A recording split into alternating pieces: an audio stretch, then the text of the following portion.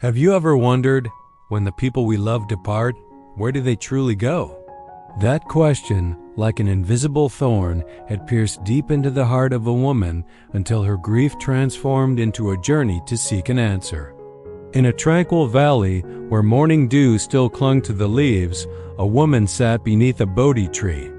Her face bore deep lines of sorrow, her eyes sunken from countless sleepless nights. The pain of losing her loved one had drained the life from her, leaving behind a vast, cold emptiness. She had traveled a long distance, crossing mountains and valleys, solely to be in the presence of the Shakyamuni Buddha. She believed that only he could provide her with the answer, where her deceased husband now resided and what his fate would be. Upon meeting him, she knelt, tears welling in her eyes, and sobbed out her tale of loss. She questioned him about the afterlife, about existence after death, about the resting place of departed souls. The Shakyamuni Buddha listened in silence, his gaze as serene as an autumn lake without a single ripple. He did not rush to answer her question. Instead, he gently asked in return, "My child, before asking about the departed, do you truly know where you are in this very moment? Do you know what your own existence is?" The woman was taken aback.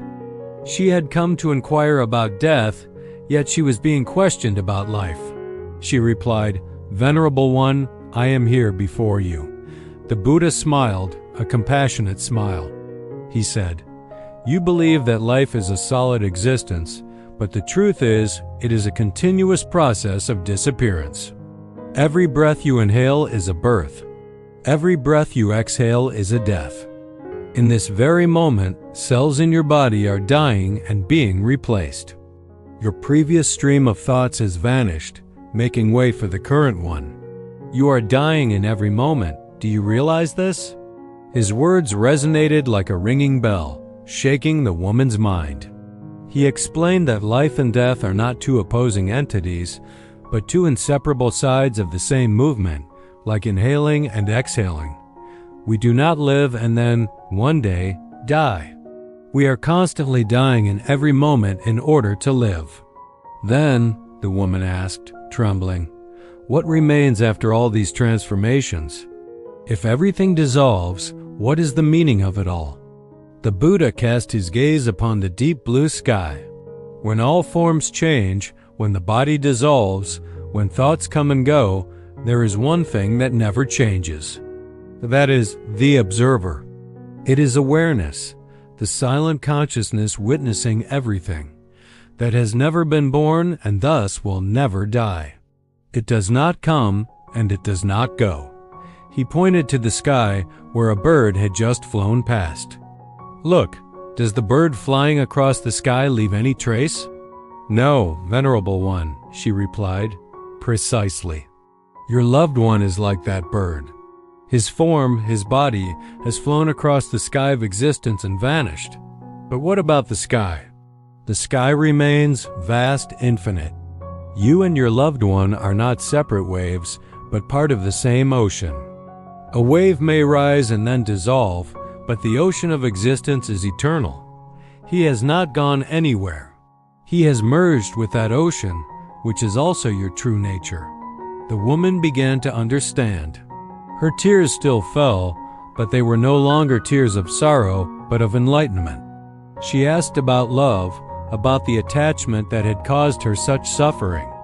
The Buddha replied, "The love you know is grasping possession. You love a flower, you want to pluck it, to take it for yourself. But when the flower leaves its stem, it will wither. True love is not attachment to the form of the flower. True love is the contemplation of its beauty, the enjoyment of its fragrance. Even when the flower has withered, its fragrance, the memory of its beauty, remains in your mind. That love has no object. It is a state of the soul. It is eternal because it does not depend on any form. The one you loved has dissolved, but the love you hold for him, if it is true, will become an eternal fragrance in your heart." He continued to explain that the fear of death does not actually come from death itself, but from a life not fully lived. We postpone joy, We love conditionally. We are preoccupied with seeking eternity in a world whose very nature is impermanence. We fear losing what we have never truly possessed. Eternity does not lie in the future, he said. It lies right here, in this present moment. It is the stillness behind every sound. It is the pause between your two breaths. It is the awareness listening to these words. Live fully in every moment. Love without calculation. Breathe consciously. Then you will touch immortality.